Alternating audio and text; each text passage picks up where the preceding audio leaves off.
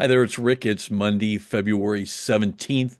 And rather than talking about the business, which is what I typically do in these videos, I want to talk a little bit about something behind the scenes, just to give you an idea what goes on in my little corner of the world.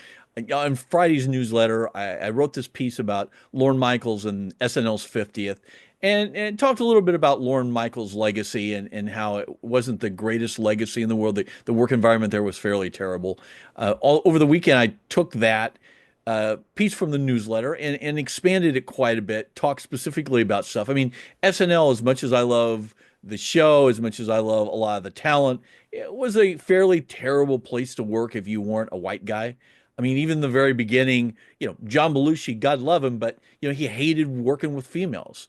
Females on the show, he would purposely screw up scenes with them because he was so upset about having to do it. And so Chris Farley, let's just say he had a reputation for being a little handsy on the set, which led to some interesting management challenges. I mean, once again, great guy, but and that kind of stuff would not have been tolerated on another show. But Lorne Michaels always had the attitude of, hey, look, as long as you're funny on camera, as long as I can deal with you somehow, we're cool.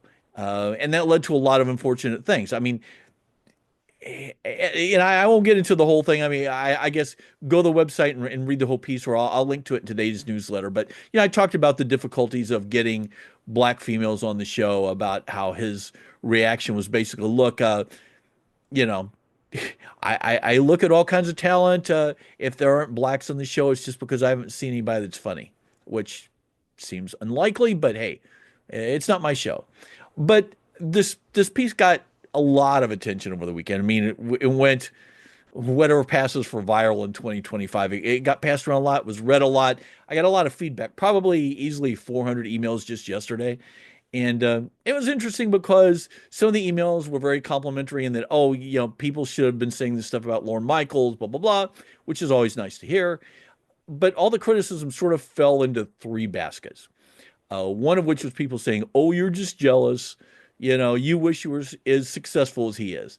And I always find that reaction strange from people, because the implication is, well, you can only criticize someone if you're as successful as they are, which is nuts. I mean, I'm not sure that when you're saying that you actually understand the concept of criticism or being a critic. But if that was their criteria for criticizing someone, criticism would never happen.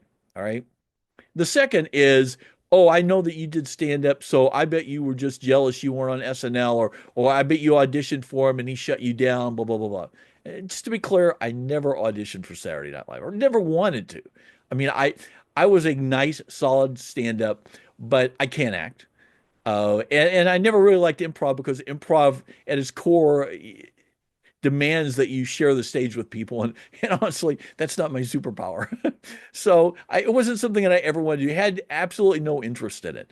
And I had no interest on the writing side, just because, especially back then, my writing skills weren't developed enough that I would have even considered trying to be a writer on that show.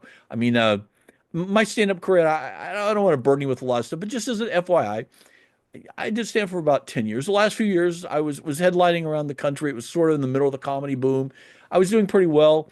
But yeah, I don't know, a quirky act, but I had a very distinctive act. I mean, I was never able to be one of those people who would write down every joke and, hone every line, which is really the way that you get better.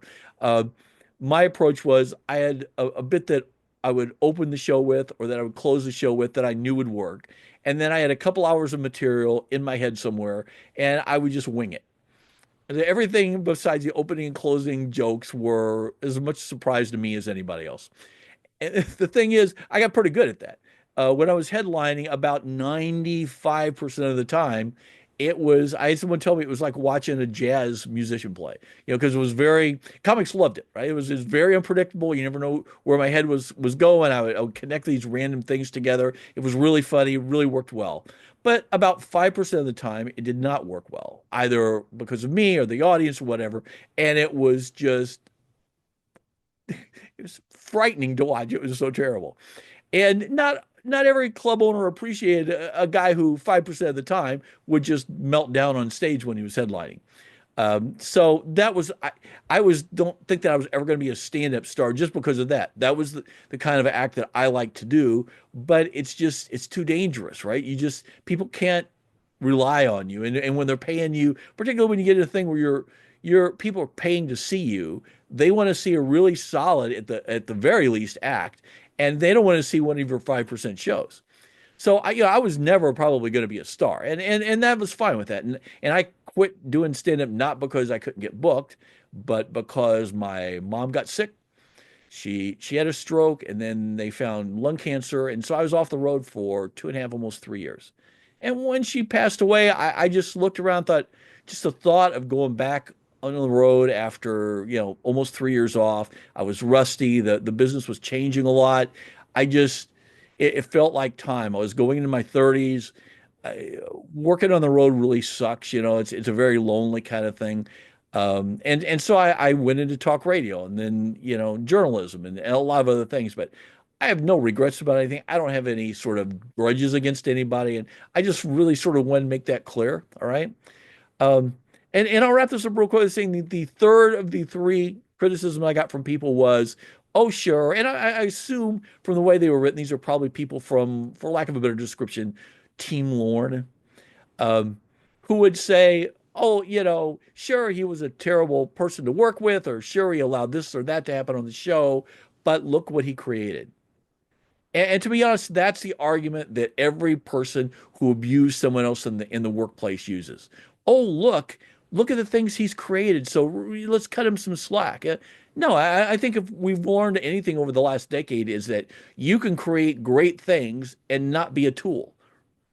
You can have a great workplace, and you don't have to be everybody's friend, but you can just you not play games with them and manipulate them and do things that make it a terrible place to work. It doesn't have to be that way. So I don't at all accept this. Well, he created this great thing, so we're going to let this personal behavior slide. No. I mean, now that may be part of his personality. He may be incapable of running a show without being an ass, but that's an entirely different thing. It doesn't mean you can't run a show like SNL without being abusive. It just means that for whatever reason, Lorne Michaels either can't or won't make that decision to do it. Um, so that's pretty much it. I mean, it was interesting to see people's reaction, particularly, there was a lot of stuff, especially in the trades of, hey, look, this happened on SNL 50, and oh, look, this person was there and that person was there, which is all well and good. But I felt like I wanted to be out there saying something a little bit different because it was something I really believed in, and I appreciate all the feedback, positive or negative. And I just want to give you a little sense of what's going on behind the scenes with me sometimes. With that, I'm going to wrap it up. I will talk to you tomorrow. As I said, newsletter's out later today. A little bit of a slow day because of President's Day, but there'll be some stuff to talk about. I got an interesting interview with a business development guy at a streamer. If I can get the stuff turned around, it'll be in today's newsletter. If not, it'll be tomorrow's. And with that, see you tomorrow.